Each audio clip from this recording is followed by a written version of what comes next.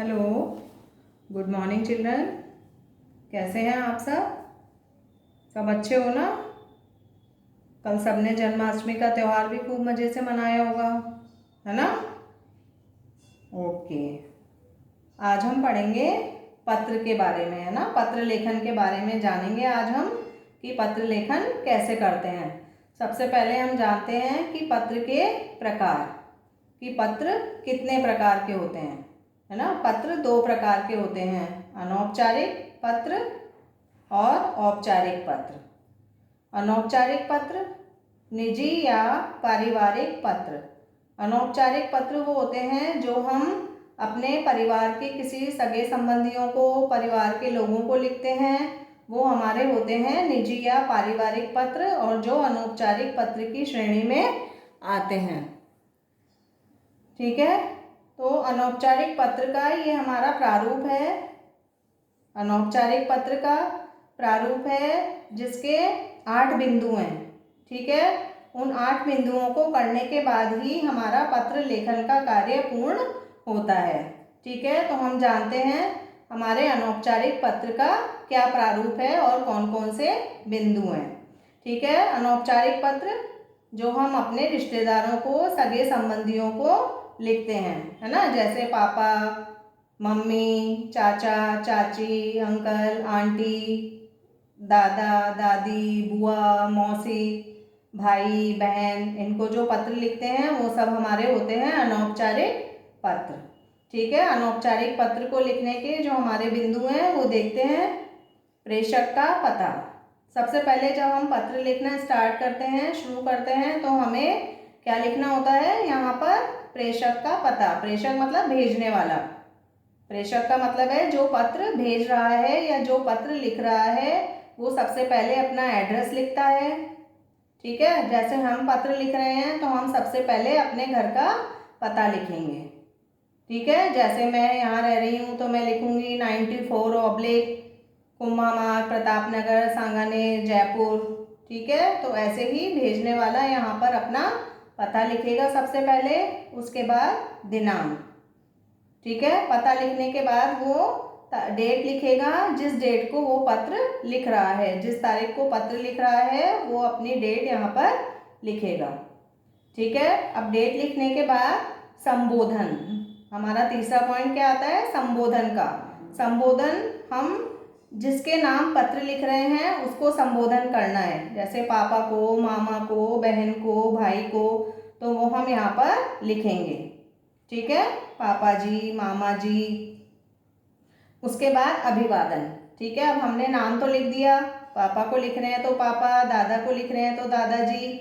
उसके बाद हम अभिवादन करेंगे कि हम उनको क्या अभिवादन कर रहे हैं, कि सादर प्रणाम, सादर नमस्कार, चरण स्पर्श, है ना। जिसको भी आप पत्र लिख रहे हैं उसके अकॉर्डिंग आप यहाँ पर अभिवादन लिखेंगे।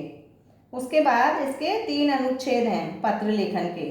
ठीक है, पत्र के इसके 3 अनुच्छेद आते हैं। उसके बाद पहले अनुच्छेद में हाल चाल। हाल चाल का मतलब है कि हम अपने कुशलता के बारे में बताते हैं और दूसरे की कुशलता जानते हैं, है ना। जैसे हम पत्र लिखना स्टार्ट करते हैं तो हम सबसे पहले लिखेंगे, मैं यहाँ ठीक हूँ, तुम कैसे हो, घर पर सब लोग कैसे हैं। तो सबसे पहले हम अपनी कुशलता का समाचार देते हैं और उसकी कुशलता पूछते हैं। उसके बाद दूसरे अनुच्छेद में विषय वस्तु, है ना। हमारा विषय कि हम पत्र किस लिए लिख रहे हैं, हमारे पत्र लिखने का क्या कारण है, कि हम उसे बुलाना चाहते हैं, हम उसे निमंत्रण दे रहे हैं, हम उसे बधाई दे रहे हैं, ठीक है, या हम उसे धन्यवाद पत्र लिख रहे हैं। तो वो जो हमारी विषय वस्तु है वो विषय वस्तु में आएगी।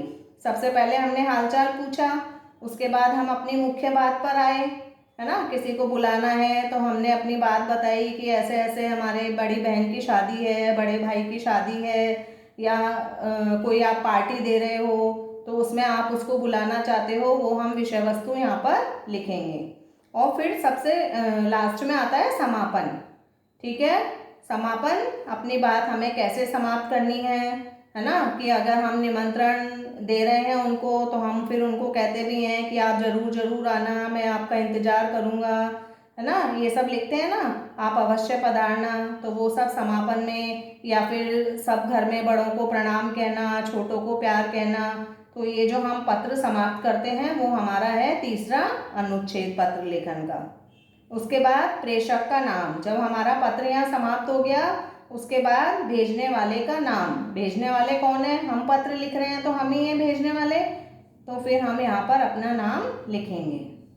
जब हमारा पत्र समाप्त हो गया यहाँ हम अपना नाम लिखेंगे, और जब अनौपचारिक पत्र में हम नाम लिखते हैं तो वहाँ हमें सरनेम लिखने की आवश्यकता नहीं होती।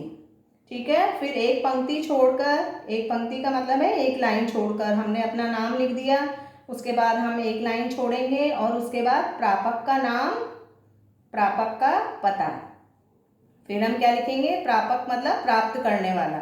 अब पत्र को प्राप्त करने वाला कौन है, जिसको हम पत्र लिख रहे हैं, है ना, वही तो है प्राप्त करने वाला। तो यहाँ पर हम जिसको पत्र लिख रहे हैं उसका नाम लिखेंगे और उसका पता लिखेंगे। ठीक है, ये दो बिंदु हम ना भी लिखें तो कोई बात नहीं, लेकिन हमें ये जो 8 बिंदु हैं ये हमें अवश्य ही लिखने हैं, क्योंकि इन 8 बिंदुओं के बिना हमारा पत्र पूर्ण नहीं होता, है ना, हमारा पत्र अधूरा रह जाता है। हमें अपना एड्रेस भी लिखना है, हमें डेट भी लिखनी है, उसके बाद हमें संबोधन करना है कि हम किसको पत्र लिख रहे हैं। पत्र लिखने के बाद हम उनको अभिवादन भी करेंगे, है ना, हम किसी भी बड़े को पत्र लिख रहे हैं या हमारे बराबर वाले को, तो उसको उसी हिसाब से हम अभिवादन करेंगे। उसके बाद हम 3 अनुच्छेद के माध्यम से अपने पत्र को पूरा करेंगे। ठीक है, और पत्र पूरा होने के बाद सबसे, है ना, पहले 3 अनुच्छेद में पहले हम उसका हालचाल पूछेंगे, अपना हालचाल बताएंगे। दूसरे में अपनी मुख्य बात कहेंगे कि हमने पत्र लिखने का हमारा मेन मोटिव क्या है, मेन कारण क्या है, हम किस लिए पत्र लिख रहे हैं, वो हमारी बात आ जाएगी। फिर हम अच्छे से शब्दों में, है ना, बड़ों को नमस्कार करते हुए, प्रणाम करते हुए, छोटों को प्यार करते हुए, है ना, उनको बुलाने के लिए मनुहार करते हुए अपने पत्र का समापन करेंगे। उसके बाद जब हमारा पत्र यहाँ समाप्त हो गया हम नीचे अपना नाम लिखेंगे और फिर एक पंक्ति छोड़कर जिसको हम पत्र लिख रहे हैं उसका नाम लिख सकते हैं, और फिर प्राप्त करने वाले का पता भी लिख सकते हैं यहाँ पर। ठीक है, अब अनौपचारिक पत्रों में प्रयुक्त होने वाली प्रशस्ति, अभिवादन व समाप्ति के बारे में जानते हैं कि हम कैसे संबोधन करना है। प्रशस्ति मतलब संबोधन करना किसी को, अभिवादन में हम क्या लिख सकते हैं, समाप्ति पर हमें क्या लिखना चाहिए जिससे कि हमारा पत्र प्रभावशाली लगे। ठीक है, अब इसमें पहला पॉइंट दिया है अपने से बड़ों या आदरणीय संबंधियों के लिए। जब हम अपने से बड़ों को या हमारे कोई जो आदरणीय रेस्पेक्टेड हमारे जो रिलेटिव्स हैं उनको पत्र लिखने के लिए हम क्या संबोधन लिख सकते हैं, आदरणीय, आदरणीय पापा जी, आदरणीय मम्मी, आदरणीय चाचा जी, या फिर पूजनीय, श्रद्धेय, पूज्य आदि। हमें जो भी शब्द हमें अच्छे लगे हम उनसे अपना पत्र शुरू कर सकते हैं, उनसे हम संबोधन कर सकते हैं। उसके बाद है अभिवादन, है ना। अब अभिवादन करने के लिए भी सादर प्रणाम, सादर चरण स्पर्श, सादर नमस्कार। ठीक है, ये सब किसके लिए हैं, हम जब अपने से बड़ों को पत्र लिखते हैं उनको हम सादर प्रणाम भी लिख सकते हैं, सादर चरण स्पर्श भी लिख सकते हैं और सादर नमस्कार भी लिख सकते हैं। फिर समाप्ति, जब हम समाप्त करेंगे, आपका बेटा, आपकी बेटी, आपका भाई, आपका बहन, आपका पोता, नाती, नातिन, भतीजा आदि, है ना। ये डिपेंड करता है कि आप जिसको पत्र लिख रहे हैं उनसे आपका क्या रिलेशन है, उसी के अकॉर्डिंग आप नीचे अपने पत्र की समाप्ति करेंगे। ठीक है, तो ये हमारा हो गया। अब अपने से छोटों या बराबर वालों के लिए, ये तो हमारे हो गए जब हम अपने से बड़ों को पत्र लिखते हैं। अब अपने से छोटे या बराबर वालों के लिए हम किन नामों का, किन अभिवादन और समाप्ति का संबोधन करेंगे। प्रशस्ति में, संबोधन में प्रिय, प्यारे, चिरंजीव, प्रिय मित्र आदि, है ना, कुछ भी लिख सकते हैं हम।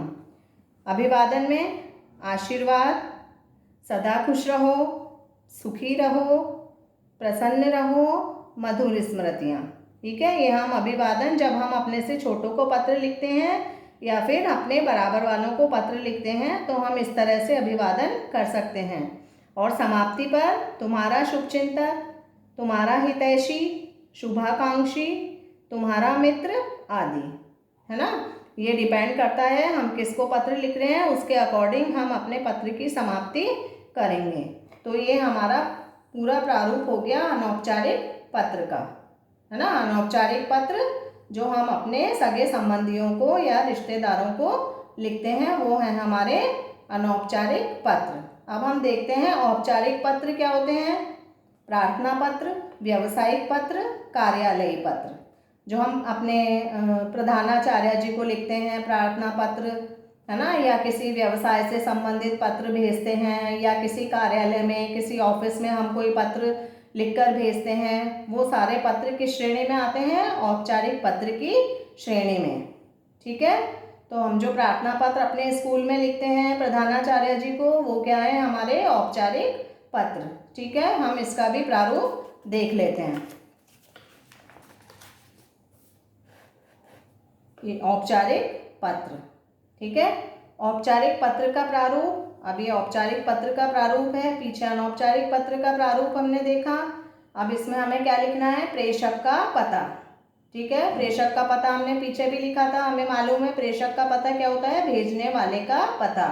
भेजने वाला या जो प्रार्थना पत्र लिख रहा है उसका पता, है ना, यहाँ उसका एड्रेस लिखना है। उसके बाद सेम वही दिनांक, हम किस तारीख को प्रार्थना पत्र लिख रहे हैं वो लिखना है हमें। पत्र प्रापक अधिकारी की उपाधि। उसके बाद हम कहाँ से स्टार्ट करेंगे इस पत्र को, सबसे पहले हम उन अधिकारी का पद लिखेंगे जिसको हम पत्र लिख रहे हैं। पत्र प्रापक यानी पत्र प्राप्त करने वाले अधिकारी का पद।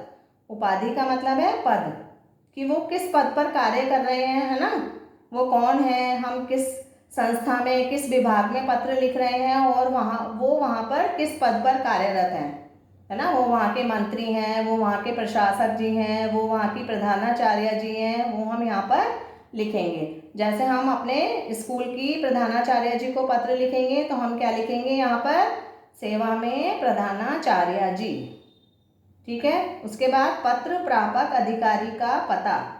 अब यहाँ हमने लिख दिया सेवा में प्रधानाचार्य जी, पत्र प्रापक अधिकारी का पता, पत्र प्राप्त करने वाले अधिकारी का पता, है ना, उनका पता क्या है। अब यहाँ पर सेवा में प्रधानाचार्य जी, अब खाली प्रधानाचार्य जी लिख देंगे तो कहाँ की प्रधानाचार्य जी, है ना, सभी स्कूलों में होती हैं प्रिंसिपल, तो सभी स्कूलों में प्रधानाचार्य जी होती हैं, लेकिन कहाँ की, हम किसको लिख रहे हैं, तो हम यहाँ लिखेंगे आदिनाथ पब्लिक स्कूल सांगानेर जयपुर, है ना। कहाँ की प्रधानाचार्य जी हैं हमारी, आदिनाथ पब्लिक स्कूल की, और वो कहाँ पर है, सांगानेर जयपुर में, वो हम यहाँ पर लिखेंगे पता। ठीक है, यहाँ हम पद लिखेंगे, यहाँ हम उसके बाद एड्रेस लिखेंगे, उनका पता लिखेंगे। ठीक है, कि वो जो अधिकारी हैं वो कहाँ के अधिकारी हैं। उसके बाद विषय, उसके बाद हमारा आता है विषय, सब्जेक्ट। ठीक है, विषय में हम जिस कारण के लिए प्रार्थना पत्र लिख रहे हैं वो विषय हम यहाँ पर लिखेंगे, कि हम प्रार्थना पत्र लिखने का क्या कारण है, किस लिए हम प्रार्थना पत्र लिख रहे हैं। जैसे हमें छुट्टी के लिए प्रार्थना पत्र लिखना है तो हम लिखेंगे अवकाश के लिए प्रार्थना पत्र, है ना। स्थानांतरण प्रमाण पत्र प्राप्त करने के लिए लिखना है तो स्थानांतरण प्रमाण पत्र हेतु प्रार्थना पत्र। ठीक है, फीस माफ़ी के लिए लिख रहे हैं तो शुल्क मुक्ति हेतु प्रार्थना पत्र। तो ये हमारा क्या हो गया, प्रार्थना पत्र लिखने का विषय, कि हम किस विषय पर प्रार्थना पत्र लिख रहे हैं। ठीक है, उसके बाद संबोधन, है ना, हम संबोधन करेंगे, महोदय जी, महोदया जी, मान्यवर। ठीक है, ये सब हमारे संबोधन के शब्द हैं जब हम औपचारिक पत्र लिखते हैं। उसके बाद हमने लिखा हमारी प्रधानाचार्य जी को, महोदया जी, सविनय निवेदन यह है कि, है ना, यहाँ से हम स्टार्ट करते हैं अपनी एप्लीकेशन लिखना, अपना जो मुख्य बात कहना, सविनय निवेदन यह है कि। अब उसके बाद हमें अपनी एप्लीकेशन कैसे पूरी करनी है ना, उसके बारे में ये हमारे पहला अनुच्छेद और दूसरा अनुच्छेद। ठीक है, हमें ये दो बातें बतानी है, दो संक्षिप्त यानी दो छोटे छोटे अनुच्छेद लिखने हैं। प्रार्थना पत्र हमें बहुत लंबा चौड़ा नहीं लिखना है ना, कम से कम शब्दों में अपनी बात कहनी है। ठीक है। अब इसमें 2 अनुच्छेद में हमें अपना प्रार्थना पत्र पूरा करना है। ठीक है। पहला अनुच्छेद अपनी समस्या के बारे में। ठीक है। तो सविनय निवेदन यह है कि इसके बाद हमें अपनी समस्या बतानी है। ठीक है। क्या बताना है? हमें अपनी समस्या के बारे में बताना है। जैसे मान लो मुझे बुखार है और मुझे 1 दिन की छुट्टी चाहिए। ठीक है, 1 दिन का अवकाश चाहिए। तो मैं क्या लिखूंगी? सविनय निवेदन यह है कि मुझे कल रात से तेज बुखार है। डॉक्टर ने मुझे 3 दिन तक दवाई लेने को और आराम करने के लिए कहा है। तो ये क्या हो गई? ये मेरी समस्या हो गई, है ना, कि मुझे बुखार है, ये मेरी समस्या है। तो हम पहले प्रार्थना पत्र में अपनी समस्या के बारे में अधिकारी को सूचित करेंगे, बताएंगे। उसके बाद दूसरा अनुच्छेद, अधिकारी से अपनी अपेक्षा के बारे में। उस अपेक्षा मतलब आशा, है ना। अब अधिकारी से आप क्या चाहते हैं, आप किस लिए पत्र लिख रहे हैं, अपेक्षा, आपको क्या अपेक्षा है, आपको क्या आशा है उनसे। ठीक है। हम जब अपने प्रधानाचार्य जी को पत्र लिख रहे हैं, प्रार्थना पत्र लिख रहे हैं, तो हम क्या चाहते हैं, हमने क्यों बताया उन्हें कि हमें कल रात से बुखार है और डॉक्टर ने ऐसा कहा है हमें। ठीक है। तो हम क्या चाहते हैं उनसे? हम उनसे 2 दिन का अवकाश चाहते हैं, इसलिए हम प्रार्थना पत्र लिख रहे हैं। तो सबसे पहले हमने अपनी समस्या बताई, फिर हम क्या लिखेंगे? हम जो उनसे चाहते हैं। तो हम क्या चाहते हैं? इसलिए कृपया मुझे 2 दिन का अवकाश प्रदान करने की कृपा करें। ठीक है। फिर उसके बाद धन्यवाद। जब हमने अपनी बात कह दी, है ना, और हमने उनसे प्रार्थना कर ली कि हमें ये चाहिए कि कृपया ऐसा कर दें, उसके बाद हमें लिखना है धन्यवाद, और धन्यवाद के बाद भवदीय। ठीक है। भवदीय के बाद हमें अपना नाम लिखना है, अपनी कक्षा लिखनी है, यदि हम अपने प्रधानाचार्य जी को पत्र लिख रहे हैं तो। और यदि प्रधानाचार्य जी को नहीं लिख रहे हैं तो धन्यवाद के बाद प्रार्थी और बस अपना नाम लिख सकते हैं। ठीक है। औपचारिक पत्र में अपना नाम जब हम लिखेंगे तो हम अपना सरनेम भी लिखेंगे। अनौपचारिक पत्र में सरनेम की आवश्यकता नहीं है, लेकिन औपचारिक पत्र में हम अपना सरनेम भी लिखेंगे। ठीक है। तो ये हमारे कितने बिंदु हो गए इसके? सबसे पहले प्रेषक का पता, हमें अपना पता लिखना है, हमें अपनी डेट डालनी है, दिनांक लिखनी है, हमने किस तारीख को प्रार्थना पत्र लिखा है। फिर पत्र प्रापक अधिकारी का पद लिखना है कि किसको लिख रहे हैं, है ना, प्रधानाचार्य जी को लिख रहे हैं या किसी नगर निगम के अधिकारी को लिख रहे हैं, व्यवस्थापक जी को लिख रहे हैं, मंत्री जी को लिख रहे हैं। तो वो हम यहाँ पर पद लिखेंगे कि वो किस पद पर हैं उस विभाग में। फिर पत्र प्रापक अधिकारी का पता, उसके बाद हम उनका पता लिखेंगे कि वो कहाँ के अधिकारी हैं और उनका पता क्या है। उसके बाद हम विषय लिखेंगे कि हमारा प्रार्थना पत्र लिखने का क्या विषय है, क्या कारण है, वो कारण हम विषय में लिखेंगे।